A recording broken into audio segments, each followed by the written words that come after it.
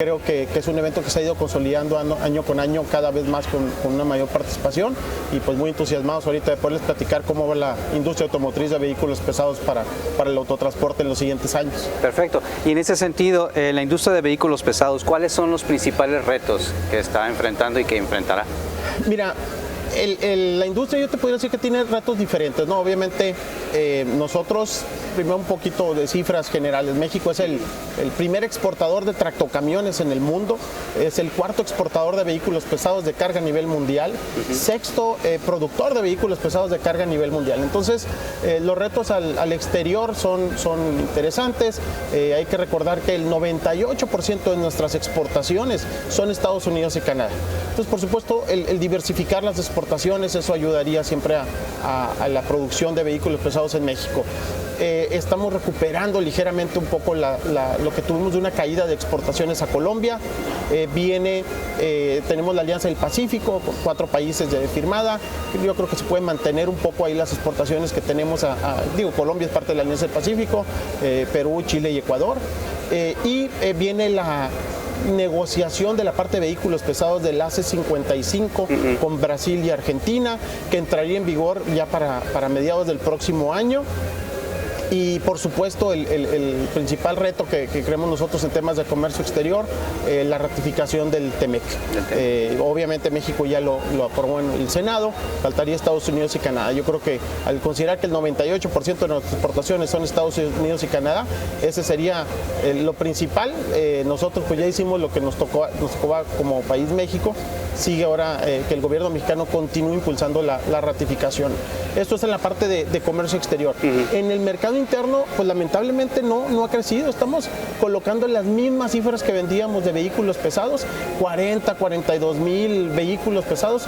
El año pasado cerramos con 41.500 y en el año 2000 también cerramos con 41.500 vehículos. Es decir, se mantiene estable con altas y bajas, pero no hay un crecimiento, no hay una renovación de la flota de vehículos pesados de carga y pasaje en México, digamos, con un crecimiento que debería de tener. Entonces, los retos en el mercado interno, por supuesto, impulsar la renovación de la flota, es un tema, impulsar el cumplimiento normativo, la parte de que si hay vehículos que no están en condiciones de tanto de medio ambiente como de seguridad vial, pues no deberían de estar circulando, claro. Pero por supuesto, esto con una responsabilidad, ya que la mayoría de las micro y pequeñas empresas son dueñas de la mayor parte de la flota de vehículos en México, principalmente en carga. Entonces, no puedes sacar de circulación por quejas sin el sustento familiar a alguna familia. Tiene que haber una propuesta integral de renovación vehicular.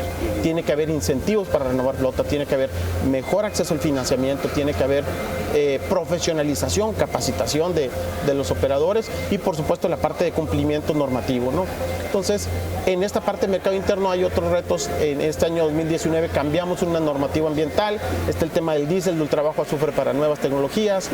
Vienen temas, no hay que tapar el sol con un dedo, el tema del robo del autotransporte es un tema muy delicado. Claro. Y hay otros retos también que están afectando al transportista, como es la sobreregulación en estados y municipios. Nuevo León es un ejemplo de sobreregulación, que esto solo genera más costos a la logística, especialmente de reparto y distribución en las ciudades, y esto por supuesto que impacta la renovación de la flota. Entonces, yo te diría que tanto la parte de comercio exterior como mercado interno son los retos que te pudiera decir que vemos en tal vez los siguientes meses, y no es que el próximo año. Nada menos que ayer, por ejemplo, estaba la noticia que se dio respecto a los autotransportistas que iban a hacer bloqueos en ese sentido, porque no había condiciones incluso mencionaban algunas partes sobre los vehículos que estaban utilizando, ¿no?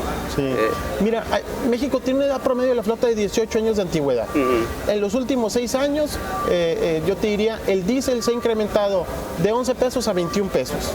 En los últimos 6 años, el tipo de cambio pasó de 13 a 20. Entonces, y lo agregas el tema del robo, le agregas que no hay inversiones para financiamiento de la banca de desarrollo, se ha mantenido, pero no hay suficientes. El crecimiento económico proyectado para este año anda en el 0.4. Entonces, no es un panorama alentador para los vehículos comerciales.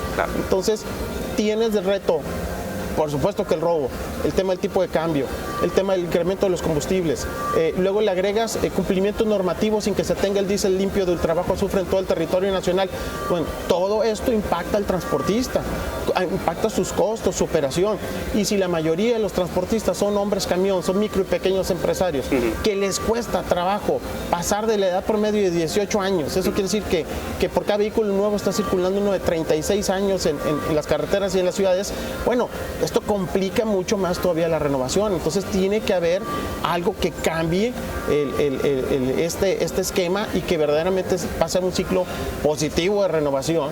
Y nosotros lo que vemos es tiene que haber una intervención del gobierno para un empuje al micro y pequeño empresario, que es uno de los temas planteados por esta administración, en financiamiento y en incentivos para que puedan tener un vehículo más seguro, más limpio, más eficiente, que les va a ayudar a reducir costos. Y esto a su vez va a mejorar la cadena logística del país. Hay que recordar, el 56% de la carga terrestre se mueve en autotransporte, más del 96% de los pasajeros en entidades federativas se mueven en autotransporte, y en las ciudades más del 20% de los estudiantes y 40% de los trabajadores se mueven en autobús. Claro. Entonces, y el 100% de las mercancías de reparto y distribución. Entonces, es un pilar importantísimo, o es el eslabón más importante de la cadena logística, te diría yo, la parte del autotransporte. ¿Y hacia dónde tendríamos que dirigir la industria de los vehículos pesados en términos de crecimiento y desarrollo? Yo creo que el gran reto, como te decía, la parte al interior es el mercado interno, fomentar la renovación vehicular. Si quisiéramos crecer el mercado interno, esto pues obviamente va a impactar la producción. Nosotros digo que somos muy eficientes porque con 18.500 empleos directos generamos la primera exportación de tractocamiones en el mundo. Entonces, yo creo que diversificarse, por supuesto, está el tema como te decía, de Brasil, aunque tenemos ciertas desventajas porque en Brasil utilizan otras tecnologías y hay una simetría normativa importante, pero hay que explorar nuevos mercados. Pero yo creo que el área de oportunidad más grande sigue siendo y va a estar estando en el mercado interno. Es decir, cómo mejoras la cadena logística, mejorando la renovación de la flota de los vehículos pesados, carga y pasaje, y tiene que haber algo que cambie radicalmente la tendencia de que vamos envejeciendo cada vez más la flota en México. Tiene que romperse esa tendencia e impulsar un crecimiento o una reducción de la edad de la flota en México, eso a través de impulsar la renovación. ¿Y cómo lo impulsas? O sacas vehículos viejos y metes vehículos nuevos.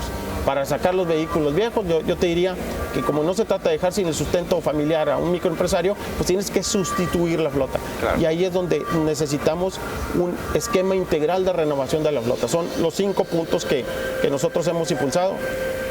Incentivos verdes, le decimos, para nuevas tecnologías, financiamiento, profesionalización, actualización del marco regulatorio y supervisión del marco regulatorio. ¿Perspectivas de crecimiento en términos, en cifras? ¿Hacia dónde Nosotros cerrar lo que resta del año nos iría bien si terminamos igual que el año pasado. No vemos un potencial de crecimiento en el mercado interno si no se hace algo al respecto en estos 5 puntos. Perfecto. Si no se hace nada al respecto, va a haber una caída del mercado interno. ¿Por qué? Porque no hay ningún incentivo para el transportista para renovar flota. Entonces tienes que impactar directamente en cambiar estos puntos críticos para poder impulsar una renovación del flota y fomentar el mercado interno. No hay una tendencia de crecimiento económico para el año que viene, aunque se esperaría un 1.3 de crecimiento económico. Bueno, primero hay que ver cómo cerramos este año y luego ver si verdaderamente vamos a tener esa expectativa, porque en los últimos meses se ha cambiado 3-4 veces el potencial de crecimiento del Producto Interno Bruto. Claro. Y nosotros estamos totalmente relacionados con el crecimiento económico, especialmente la mayoría de los vehículos pesados que se comercializan en México y producimos son de carga. Entonces, si hay crecimiento económico, físicamente se tienen que mover las mercancías. Claro. Si se mueven las mercancías, el transportista tiene negocio. Y si el transportista tiene negocio, bueno, piensa en renovar flota. Pero si no hay crecimiento económico, no piensa en renovar flota. Al contrario. Bueno, muchísimas gracias, Miguel Elizalde. Gracias por tu tiempo. Al contrario, un gusto.